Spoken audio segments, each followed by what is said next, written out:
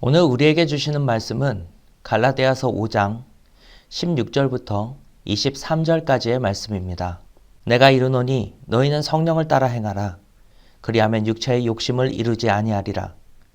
육체의 소욕은 성령을 거스르고 성령은 육체를 거스르다니 이 둘이 서로 대적함으로 너희가 원하는 것을 하지 못하게 하려 함이니라. 너희가 만일 성령의 인도하시는 바가 되면 율법 아래에 있지 아니하리라. 육체의 일은 분명하니 곧 음행과 더러운 것과 호색과 우상숭배와 주술과 원수 맺는 것과 분쟁과 시기와 분냄과 당짓는 것과 분열함과 이단과 투기와 술 취함과 방탕함과 또 그와 같은 것들이라.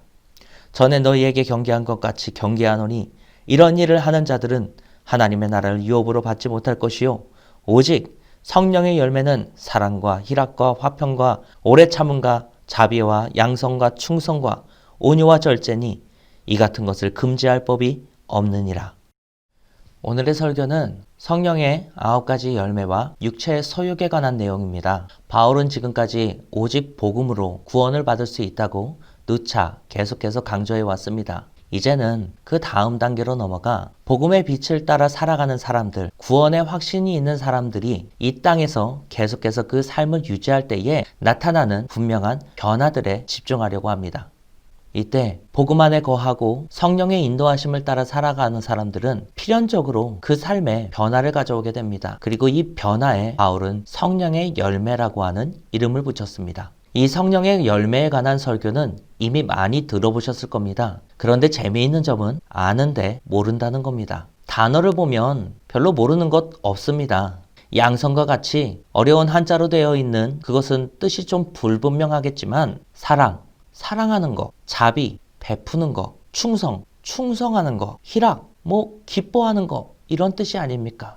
그런데 이러한 것을 말할 수 있다 하여서 내가 성령의 열매에 관해서 아느냐라고 물어보면 안다라고 말하기가 어렵습니다. 왜냐하면 우리가 들었던 설교에서 말하는 성령의 열매 이 같은 것들은 그렇게 짧지 않았기 때문입니다. 사랑이 그냥 사랑이 아니고 희락이 그냥 희락이 아니었다는 것은 기억합니다.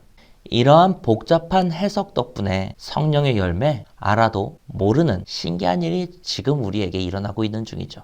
그런데 이와 같은 현상은 매우 당연한 것입니다. 왜냐하면 성령의 열매라고 하는 이것이 구체적인 실제를 갖고 있는 것이 아니기 때문입니다. 성령이 내 안에서 나를 이끌 때 그 영향은 다양한 곳에서 발휘됩니다. 생각, 행동, 감정, 신앙, 정의관 이러한 여러 방면에서 변화를 가져오게 됩니다. 즉 생각의 측면에서, 행실의 측면에서, 감정의 측면에서, 신앙의 측면에서, 도덕적 정의의 관점에서 성령의 열매를 들여다보면 각각의 방식에 따라 다른 모양으로 나타난다는 겁니다. 그러다 보니 10개의 설교가 성령의 열매를 다루게 되면 마치 10종류의 열매들이 있는 것 같이 그런 인상을 받게 됩니다. 하지만 우리 눈에 보이는 것이 그러할 뿐 모두 다 하나의 속성을 지니고 있습니다. 바로 성령의 인도하심에 따른 결과라는 점입니다. 오늘도 성령의 9가지 열매를 다룰 겁니다. 그리고 이것에 관하여서 말씀드릴 때에 성품의 관점에서 설명해 보려고 합니다.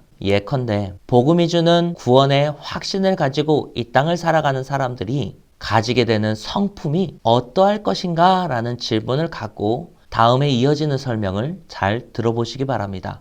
하나씩 보겠습니다. 사랑, 남을 섬기되 돌아올 이득 때문이 아니라 온전한 상대의 유익을 위하여 섬기는 성품입니다. 희락, 하나님을 생각할 때에 그 마음에 가득하여지는 기쁨, 그것을 누리는 성품입니다. 화평, 자신을 의지하지 않고 하나님의 지혜와 주권에 의지하는 성품을 가지고 있는 사람입니다. 오래 참음은 곤란한 상황 속에서도 폭발하거나 혹은 멘붕하지 않는 그러한 성품을 말합니다. 자비, 자신의 약한 모습을 드러내면서까지 누군가를 돕는 실제적인 행동을 발휘할 수 있는 그런 성품을 말합니다. 양선, 어떤 상황에서든 한결같습니다. 타인에 대하여 늘 진실함을 내비치는 그러한 성품을 말합니다. 충성, 언행이 일치하여 믿음을 주는 그러한 성품을 말합니다. 온유, 겸손한 성품입니다. 절제, 급한 일보다는 중요한 일에 집중할 수 있는 그러한 성품을 말합니다. 자, 이와 같이 들으셨으면 이러한 9가지 열매와 그로 인한 성품들 중에서 내가 이런 성품이었으면 좋겠다라고 하는 것 하나를 골라보시기 바랍니다. 혹은 내가 옆에서 경험해보니 이러한 성품을 가진 사람이 곁에 있으면 내가 정말로 편안하겠다라고 하는 그러한 성품, 성령의 열매 하나를 고르셔도 좋습니다. 자, 고르셨으면 다음으로 넘어가겠습니다. 바울은 오늘의 본문에서 성령의 열매들이 어떠한 것이 있다라고만 말한 것이 아닙니다. 이것과 대립하는 죄악된 행실들을 이보다 먼저 언급했습니다. 이 행실들은 우리 안에 있는 그 죄성에 굴종하여 사는 사람들이 그 삶에 드러내는 행위와 결과들입니다. 이것도 하나씩 설명해 보겠습니다. 하나님에 대하여 갖는 잘못된 태도입니다. 우상숭배입니다. 이것은 다른 신을 섬기는 겁니다. 둘째로 주술입니다. 이것은 스스로 하는 일을 성령의 일인 것처럼 가장하는 것을 말합니다. 분명히 나의 생각과 결정인데 이것을 신적인 계시인 양 말하고 다니는 사람, 이런 사람들을 말하는 것이죠.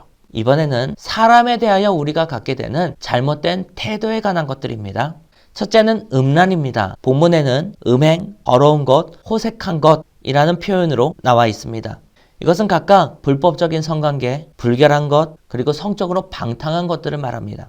당짓는 것이 있습니다. 이것은 경쟁에 휘둘리는 것을 말합니다. 투기가 있습니다. 남의 것을 욕심내는 것을 말합니다. 시기가 있습니다. 이것은 조금 복잡한데 낮은 자존감, 아주 낮은 자아, 굶주린 자아에서 나오는 열기와 힘을 말합니다. 원수 맺는 것이 있습니다. 미움, 적대적 태도를 견지하는 겁니다. 술 취함과 방탕함이 있습니다. 쾌감을 얻고자 약물이나 아니면 어떠한 행위에 중독되는 것을 말합니다. 육체의 소욕, 육체의 욕심이라고 표현된 본문의 말씀을 2가지 카테고리로 정리해 보았습니다. 이번에는 이것들 중에서도 내가 자꾸만 반복하여 짓게 되는 그런 죄성이 있다에 가까운 그것 하나를 한번 골라보시기 바랍니다. 내가 딱 그렇다는 것이 아니라 가급적 가까운 것을 그래도 하나 골라보라는 겁니다. 자, 이렇게 성령의 열매와 육체의 소욕을 하나씩 고르셨으면 이러한 상상에 동참하셨으면 좋겠습니다. 한 손에는 성령의 열매를, 다른 한 손에는 육체의 소욕, 내가 고른 것을 하나씩 손에 쥐는 상상입니다. 아니면 옆에 종이와 펜이 있으면 진짜로 적어서 손에 넣어서 쥐어보시기 바랍니다. 자, 이제 이렇게 상상하는 겁니다. 이러한 우리의 두 손을 하나는 성령이, 다른 하나는 육체의 소욕이 서로 당기고 있다고 생각하는 겁니다. 이 상상이 바로 오늘 본문이 우리에게 말하는 우리가 처한 현실입니다. 바울은 단순히 인간의 죄성이 이러이러하고 성령의 인도하심의 결과가 이러이러한 열매처럼 우리에게 나타난다 라고만 말하려고 한 것이 아닙니다. 나라는 존재가 바로 이러한 상황 속에 있다는 것을 말하기 위하여서 그 양쪽을 다 언급하고 있는 것입니다. 우리가 유지하는 생의 순간순간, 모든 순간에 언제나 나는 이러한 현실, 처해 있다는 것을 깨닫게 하려는 것입니다. 이제 우리는 이러한 상황 가운데에서 어디로 우리의 몸과 마음을 기대어 맡길지를 정해야 합니다. 한때 사람들은 하나님이라는 궁극적인 선이 각 사람의 마음에 그 빛을 비추어 우리 안에도 그 선함이 드러나게 되는 것과 마찬가지로 어딘가에는 궁극적인 악, 어둠이 있어서 그 어둠이 우리 안에 짙게 드리워지면 드리워질수록 그가 매우 악하여진 사람이 된다라고 생각했습니다. 소위 소매치기는 이 정도의 악인이라고 한다면 살인범은 이 정도, 이만큼이나 엄청난 악에 휘둘리는 사람이라고 생각한 겁니다. 그런데 유대인들을 학살한 주범들을 재판하는 자리에 갔던 한나 아렌트라고 하는 사람은 그 재판의 한 장면을 보고 충격에 빠졌습니다. 그녀도 조금 전에 말했던 것과 같이 궁극적인 악에 가까운 사람일수록 더욱더 심한 악행을 저지를 수 있는 사람이 된다라고 생각했습니다. 그런 점에서 정말로 많은 사람들을 학살한 이 사람들은 얼마나 악인일까? 그것을 확인하러 그 자리에 갔던 겁니다. 그런데 피고석에 앉아 자신을 변호하는 이 사람의 말을 듣는데 이 사람이 악인으로 보이질 않는 겁니다. 피고석에 앉아서 자신의 행위의 이유를 말하는 이 사람은 너무나도 평범했고 오히려 굉장히 가족에 대한 책임감과 애착이 남달랐던 사람으로 보였습니다. 그 사람은 내 주변에서 얼마든지 만날 수 있었던 지극히 가정스러운 아버지의 모습을 가지고 있었고, 한나 아렌트 자신이 생각하기에 그래, 선한 사람의 모습이 이런 거야 라고 했던 그 면이 거기에 앉아있는 그 사람의 모습 속에서 보인 겁니다. 그런데 그가 동시에 유대인을 대량으로 학살한 주범으로 그 자리에 앉아서 재판받고 있다는 거죠. 궁극적인 악이 있고 그 악에 가까울수록 악인이 되고 그것과 멀어져 오면 선한 사람이라고 하는 규칙이 깨어져 버린 겁니다. 이것이 우리 삶에 어떻게 적용될까요? 여러분, 이렇게 생각한 적 있지 않으십니까? 에이, 이 정도면 착한 편이지. 에이, 이 정도면 그래도 그럭저럭 괜찮지. 그런데 이러한 평가는 좀 전에 한나 아렌트의 통찰에 따르면 별 의미 없는 선긋기에 불과하다는 겁니다. 어둠은 어느 정도 착한 편이라고 하여서 희미하거나 저런 못된 놈이라고 하여서 짙게 드리워져 있는 것이 아닙니다. 악은 아주 평범하게 모든 사람들에게 나타나는 맞닥뜨림과 같습니다. 선과 악은 지금 여러분이 두 손에 쥐고 있는 두 개의 종이만큼이나 구체적인 현상이고, 그걸 두 손에 나란히 쥐고 있는 이것이 우리가 처하고 있는 현실입니다. 이제 마지막입니다. 이러한 우리의 현실 위에서 우리는 무엇을 해야 하겠습니까?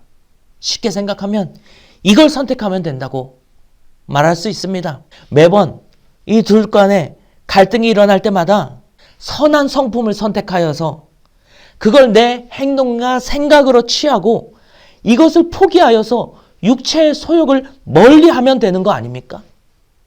그런데 아닙니다. 절대로 아닙니다. 우리는 이미 이 둘 중 하나를 선택하는 이러한 선택이 우리를 거룩으로 데려가지 못하는 것을 누누이 확인해 왔습니다. 그렇기 때문에 이러한 우리의 현실 위에서 우리가 추구해야 하는 것은 다시 복음입니다. 우리는 무엇보다도 이러한 끊임없는 선택의 고리고리마다 악에 저항하고 성령에 이끌릴 수 있도록 그러한 은혜가 우리에게 임하기를 하나님 앞에 구하며 나아가야 합니다. 그러니 기도하십시오. 말 그대로 쉬지 않고 기도하십시오. 오직 복음으로 구원을 받는다고 하는 것은 절대로 먼 미래에 일어나는 일이 아닌 오늘 우리가 쥐고 있는 이 양손 사이에 임하는 하나님의 은혜라고 하는 것을 반드시 기억하시고 이를 끊임없이 구하며 나아가는 저와 여러분이 되기를 간절히 바랍니다. 기도하겠습니다. 주님 감사합니다. 오늘 말씀을 통하여 우리가 한 손엔 성령이 다른 한 손엔 육체의 소욕이 우리를 양쪽으로 이끌고 있다는 것을 깨달았습니다. 하나님, 매번 그 모든 순간들마다 우리의 선택과 우리의 의지가 일하는 것이 아닌 하나님이 임한, 하나님이 우리에게 주시는 그러한 은혜가 임하게 하여 주옵소서. 예수 그리스도의 이름으로 기도합니다. 아멘.